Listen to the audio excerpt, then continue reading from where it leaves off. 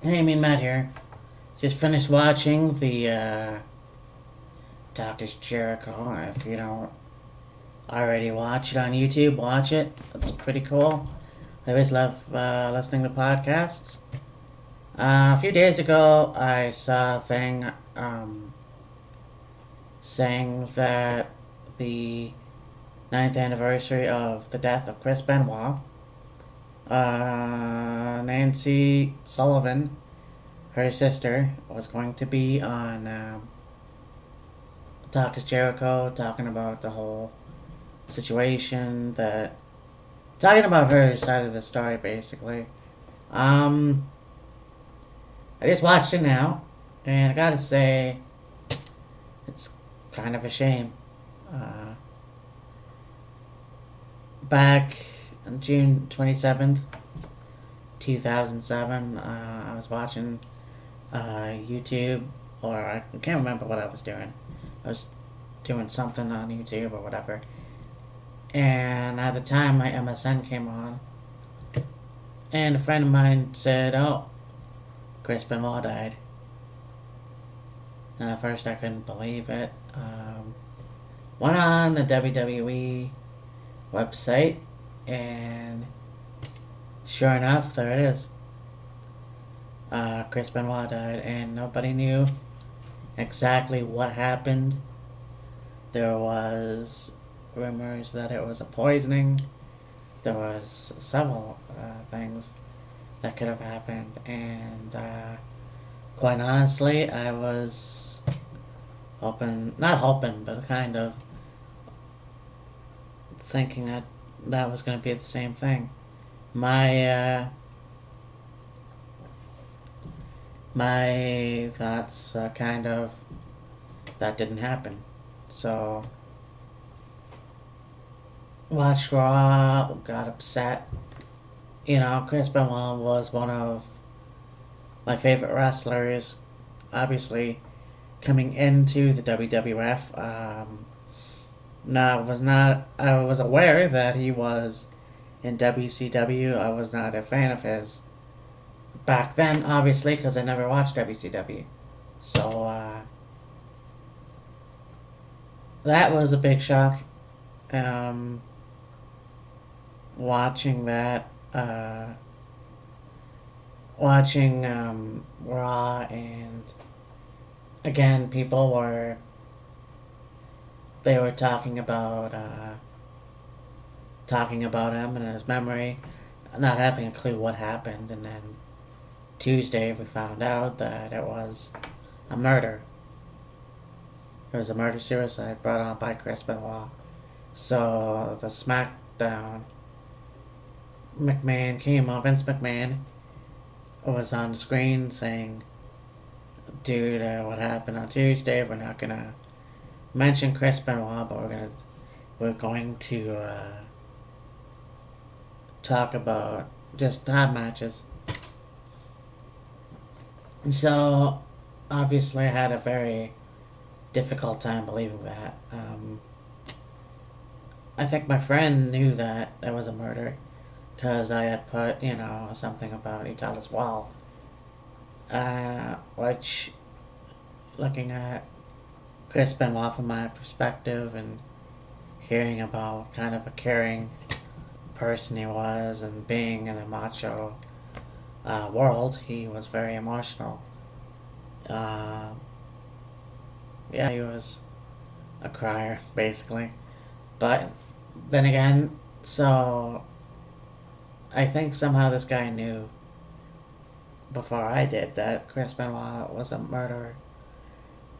So, I mean, as the years went by, I kind of was like, well, you think about it sometimes, and I think what really bothered me was um, why would they erase his memory? Like when the WWE Network, uh, he was not on. His matches were gone. There was no mentioned that he won the 2004 Royal Rumble, which, whatever. And it kind of really irritated me, not because he obviously deserved to be shunned like that. I mean, I would, if I were Vince McMahon, I'd be embarrassed. You just, don't want to promote a killer. So that's fine. You don't want to do that, but at the same time, I had that feeling of, well, they're trying to, make things right by not having that kind of stuff on there. I have a lot of the DVDs from my, before he passed away. They show his matches. They even have him talking at the first ladder match DVD. Ladder matches and stuff. So now, like, I'm not sure what it is. They're starting to bring back, mention him a lot more. But I was watching the interview with Nancy Sullivan's sister. I can't think of her name.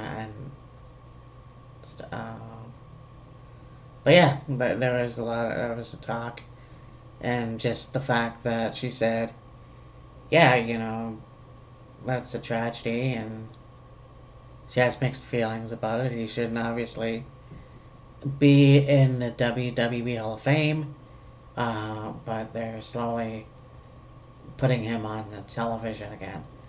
But then again, why isn't her sister there? Her sister should be in the WWE network, but because it's owned by Vince McMahon and WWE, which I think, you know what, they do have stuff from WCW, they do. So yeah, Nancy Benoit, or Nancy Sullivan, should be on there, but unfortunately, for some reason, she's not. That sucks. It's, yeah. My, initial thought while watching the interview was shocking in a lot of ways for me, because she would know more than the press or whatever. Well, not the press, but the people that assumed what happened. The fact that, Benoit would look up ways of, breaking someone's neck or his neck, or, easy ways to break your neck. Or, some stupid shit like that. And, people often say, well, he's a monster because he killed his 7-year-old son. And there is no denying, yes, he's a monster that he killed his son. Here's my issue, though, and I know I'll sound like a bastard for this, but he killed 2 people.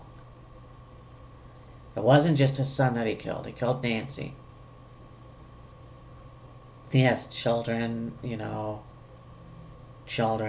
should not ever be put in that situation. And it is wrong to kill anybody at any time. Not just children, anybody. But I can understand that it was a coward act brought on by Chris Benoit, which no one really, I don't understand. Like, I don't. Because he really loved his son. So that, that just, but, like I said, it was a good interview. There was a lot of good facts. Unfortunately, things happen, and we have to, like, I think they didn't even want, because he had kids from a previous marriage, or a previous relationship, whatever. and he has a son from Edmonton who looks just like him. There was talk that they didn't want him in the WWE, and if he were to be in the WWE, then, wear a mask because, God forbid, anybody find out that he's the son of a killer. So, there's a lot of that, and what bothers me, and it's not a huge deal because I don't see too much of him either, the murders that fucking Great Khali or Jimmy Snuka did back in the days. They just finished the court date for a murder that happened 34 years ago, I think, with Jimmy Snuka. He's on DVDs. He's mentioned a lot, So why is it now? And that was probably the reason why I figured why wasn't Benoit mentioned in many of the DVDs, because now all those matches are gone out of history. Because I think a lot of people that have the DVDs before this all happened, like as myself included. Unfortunately, things just turned ugly. So, anyways, I'll post the link to that interview and talk soon. Bye.